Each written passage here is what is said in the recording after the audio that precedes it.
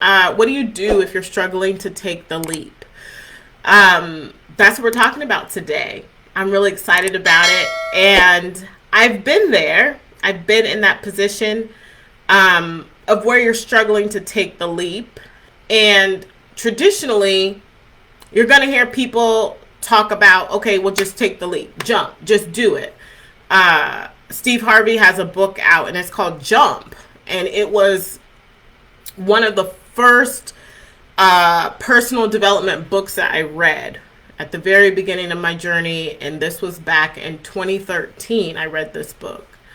So I'm not going to, this live is not going to be like your traditional, oh, if you are struggling, just do this. That's not my, if you've been in my world, then you know that's not my MO.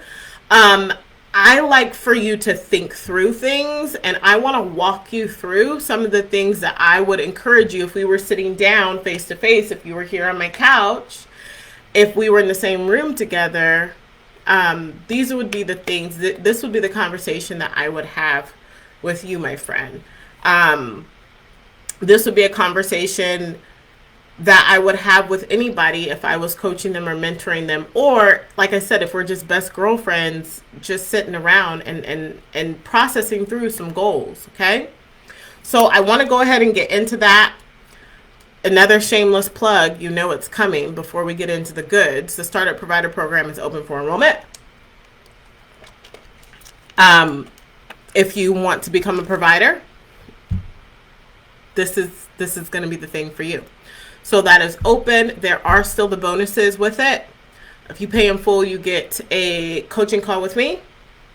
You also get some bonuses, really cool ones, great ones that are sample policies and procedure packs, forms and logs. You get a marketing magic training, which people would kill for who are struggling with getting clients in their homes and programs. And there's a systems training in there. So that's what's in that. Those are the bonuses. But if you're really struggling with taking the leap, and we are sitting down and we're having a chit chat about it, because here's the deal. This is just me being super honest and transparent, right? This is me trying to be super honest and transparent with you, because I think, unfortunately, people will sit on something for years. They'll sit on something for years. And the moment of clarity can come in a conversation, right?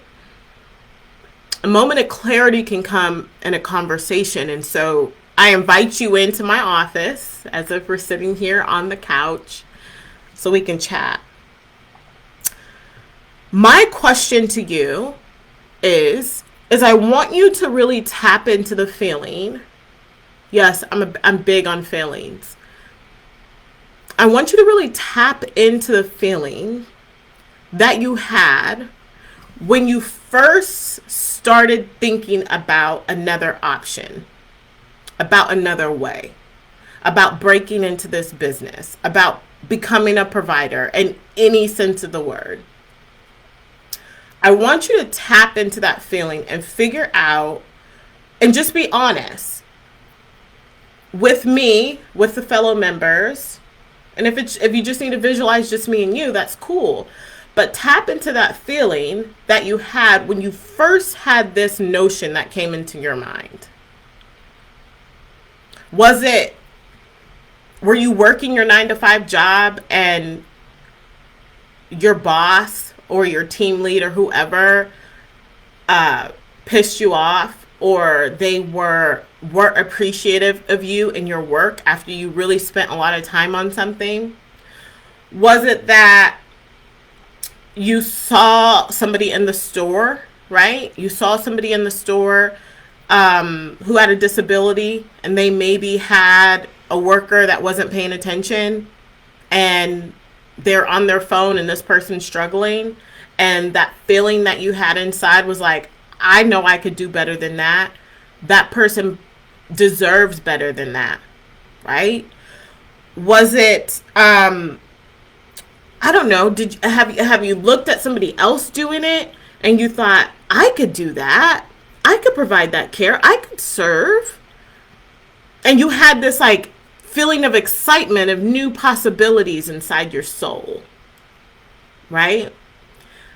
And the reason why I want us to go back to that spot is because we need to hone in and really figure out why did that feeling come up?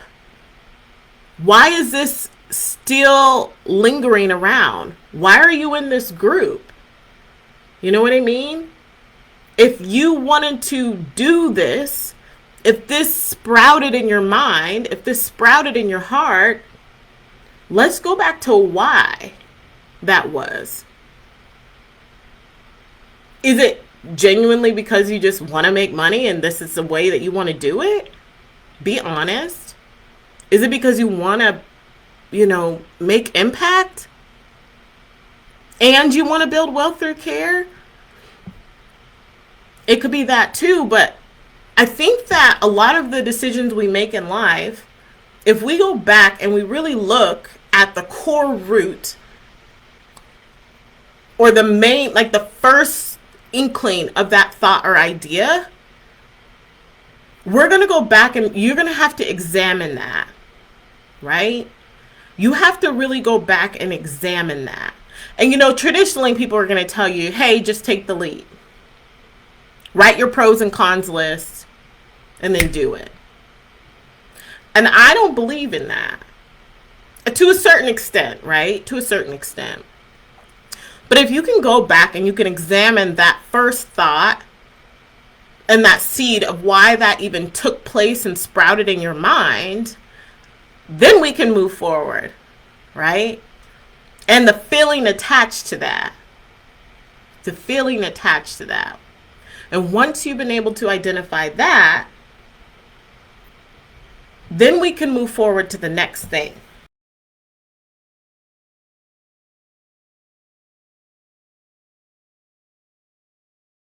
And Alicia, that's great because I feel like you're tapped in. Not only,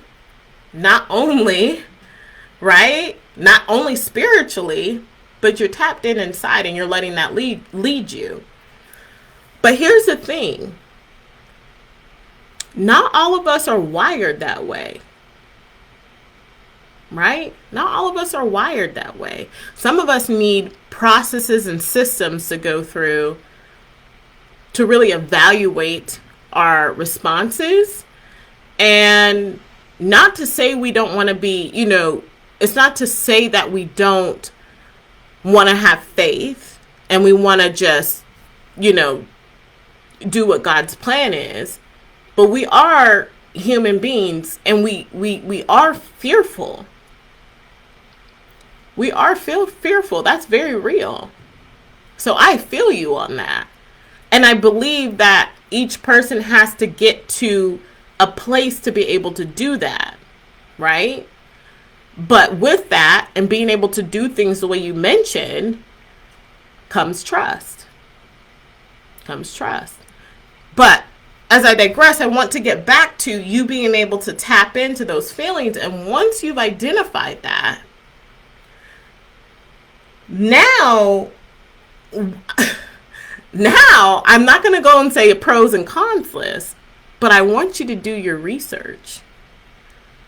Does your research back up what you want to do? You might have faith, but God doesn't want us to go and jump into something just blindly. He wants us to educate ourselves. Am I right? I'm right on that. He's there to elevate us. He's not there for us to do stupid shit. That's just ain't it. And then to put his stamp on it. No, that's not it. So there has to be some level of research. Have you validated what you wanted to do? Have you validated it? Have you done the research? Have you pulled it apart? Yeah, make your pros and cons list. Great. But have you dissected that pros and cons list as far as what that business is going to do? If you want to serve somebody and you don't care about the business, go to the shelter. You can sign up all day and be a volunteer. You can go to the Office of Children's Services and volunteer to watch children for free.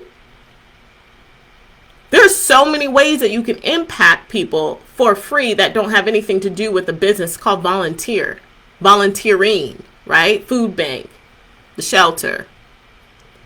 But if you're wanting it to be if you're wanting to build wealth through care and you're wanting to, yes, impact, but have financial gain, then you better figure out that root, right? That reason. And then we're going to do our research to make sure that that's valid.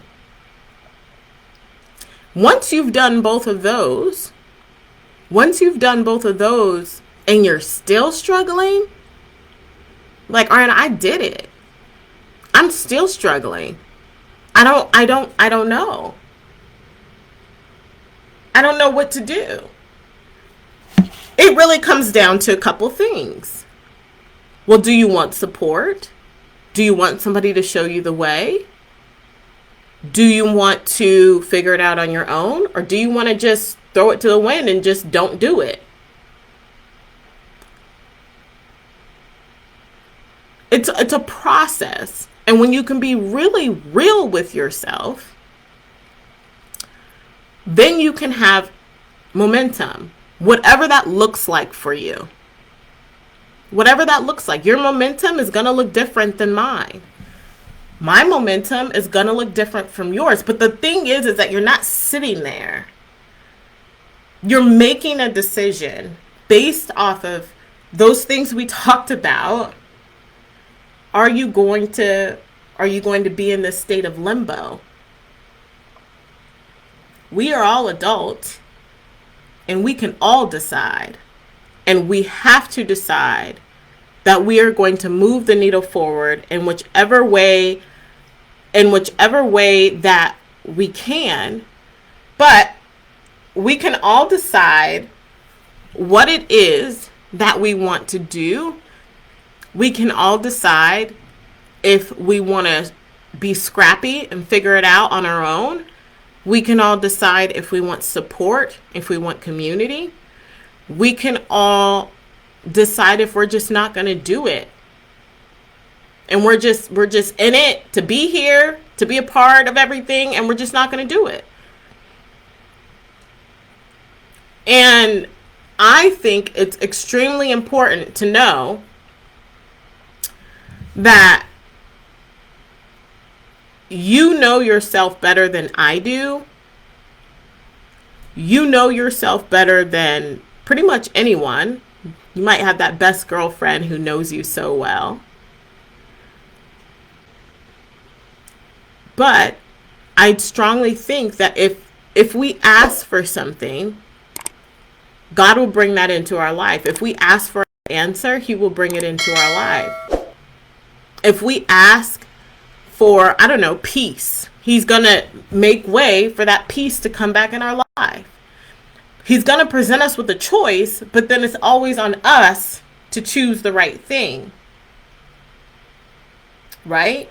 And as I've said before in another live about being presented with choices and options, you're going to notice that you're going to be presented with the choice again and again and again and again until you make the right one.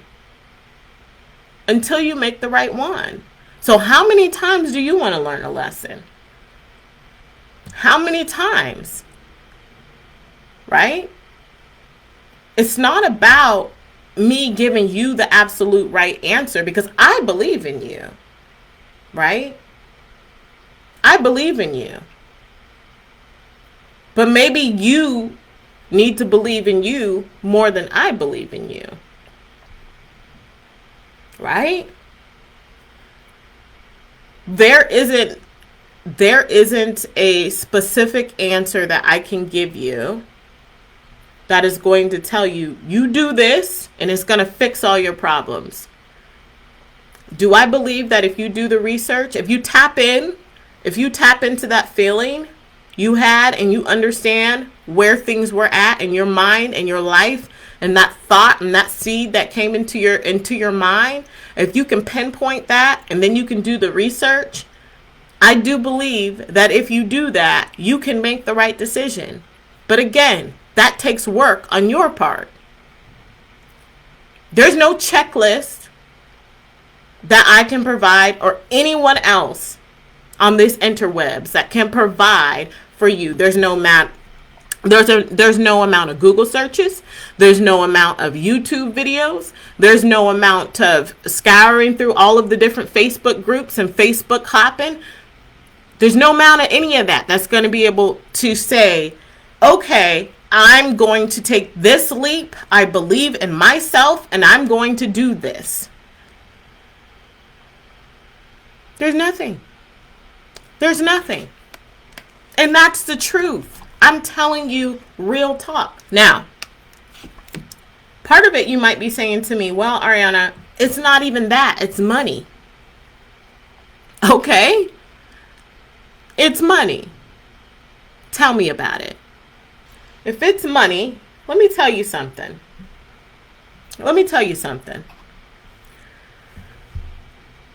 When they say it takes money to make more money, I believe that to an extent, right? It takes money to make more money. More money. You hear it? I do not believe that you have to have a significant amount invested to make money in this world. Not with the way the world is now. But what I do believe is that if you are wanting to level up and you're wanting to make more money, it does take money. For me and my life and my experience, yes, it does. But had I not, if you've seen the post in the group, had I not took the leap, had I stayed where I was at, all of my clients would not have been impacted by me. I would not be here. Right? Wouldn't be here. I wouldn't be right here in this room with you. I would not be on this MacBook Pro that keeps freezing because it's bogged down and my new one needs to arrive. I would not be able to take business trips to Marival and write that shit off. I wouldn't be able to do that. I believe that I would have been able to still be a therapeutic foster parent, and I still believe I would have made that, that kind of income. I was shocked, by the way. But from going from that to this, it was a freaking leap. But I did my research. I knew my numbers. I knew what was on the other side. I knew I needed help. I found help. Right? And that cost me something. But the investment was so much better. The investment was so much better. I'm praying for you if you are on the fence and you're struggling with that. Because I know that your life, your quality of life would improve. I know generationally it would help your family significantly.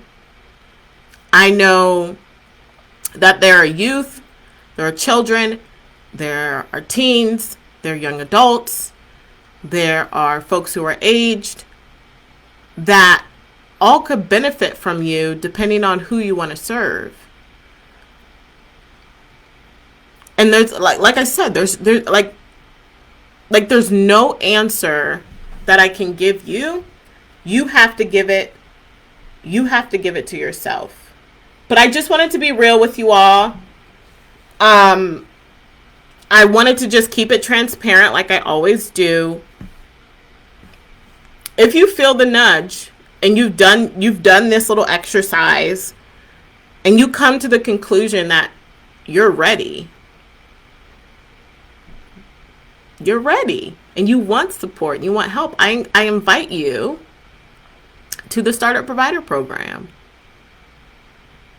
And here's the thing. And I was talking to Andre about this. earlier today.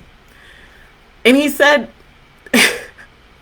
he said, if they do the research, and I said, that's what I was thinking. He's like, and it's there in their city. I'm like, yep, it's practically everywhere. There's no really reason for you to fail unless you're just throwing your money away, unless you're just not investing in yourself, unless you're like not learning how to get clients, unless you're like not taking action, right? There's really no way to fail unless you won't put in the work. That's what he said. And I was like, yep, I agree. 1000%. 1000%. You don't have to start where I'm at. You don't have to start where I'm at. You can start where you want to start. Who do you want to serve? Start there. What are your capabilities? Right? What's your history? What's your experience? Start there. And then you figure out where you're going to go. Don't be trying to go all the way to the top right at the beginning. There's nothing wrong with starting small. There's nothing wrong with starting where you're at. And a lot of you are looking at other people's journeys and saying, well, I want that. Well, you do the work for that. You make the decision for that, for your own life. Right? Like, it's insane that people think that I just blinked my eyes and got here. Absolutely not. I went through a lot of shit to get here. There was no Facebook group. There wasn't any of that. Right? And so for some of you, this is all you need. For some of you, this free Facebook group is all you need. It's giving you that nudge to keep going. It's showing you that other things are possible. And that is great. That is fine. That is why I'm doing this. But I'm also here for those children, for those youth, for those teenagers, for the young adults, for the aged, for the folks with DD. They need more providers. And that's my mission. And if I can help you get there so you can serve them, then that's what I'm going to do. I truly want you to win. And I want them to be cared for. You know, on my timeline the other day, it was about adoption. And for those of you who don't know, who are newer to my world, my oldest daughter is adopted. I adopted her, Douglas and I adopted her from the foster care system. And she wasn't here. She wasn't born here. She was born in California. Horrible, just really bad story. It was a high profile case, and we were contacted by the Office of Children's Services. And we were told that, you know, we could not speak of this to anyone. Media outlets would call us. And we had to basically sign that we wouldn't disclose any information. And so early one morning, me, Douglas was on the slope, but I go down to the Office of Children's Services and I'm filling out all this paperwork, and it's in regards to my daughter. Super small, super malnourished. She's Latino. And if I'm not saying it right, please forgive me. Super small, long, beautiful, full, thick hair. And her sister was actually in my care at the time. She was with me maybe 2 weeks, and I visited her in North Star. It's a psychiatric hospital for children here. And this particular case, like I said, was super high profile. And when I went into the Office of Children's Services early in the morning, I'll never forget, there was cots everywhere. Everywhere. The social worker wasn't fazed by it. I was a newer foster parent at the time. There was cots just everywhere. of these youth that were just taken in the night. They were taken in the night, and they had no place to go. There was volunteer staff like pulling shifts. There at the building downtown at the building, and I just was shocked, and they were like, "Yeah, we just don't. We're just short foster parents." And I'm like, "Well, there's no like emergency shelter. There's no. All the beds are full." And we walked back to her office like it was nothing. And I understand, like, you become numb to these things. You become numb. You become numb to children being sexually assaulted and molested and burned with cigarettes and just heinous shit that's happened to these kids. But my daughter, she came to us 3 years old, and she was a Spitfire, man. She was a Spitfire. She still is. But there are so many kids that are needed. And on my timeline the other day, there was a little black girl, and it was saying the child, what did it say? It was like this week's child. This week's child. And I understand that, they have to display people, these kids, and they want good homes. But it just hurt my heart because she just wanted a good family. And if I could, I would adopt them all. I would foster them all. I would serve them all. But I'm not able to do that. So, anyways, it is something that you will have to examine. You will have to know if that is something that you are going to do. Are you going to trust yourself? Are you going to trust the research? And are you going to allow God's plan to work out for you? So that's what I have. So that's my thoughts on that. All right, my loves. Well, I'm glad you guys rocked with me. I'm glad you invested in yourself. I hope you have the most wonderful evening, and I will see you next time. Bye.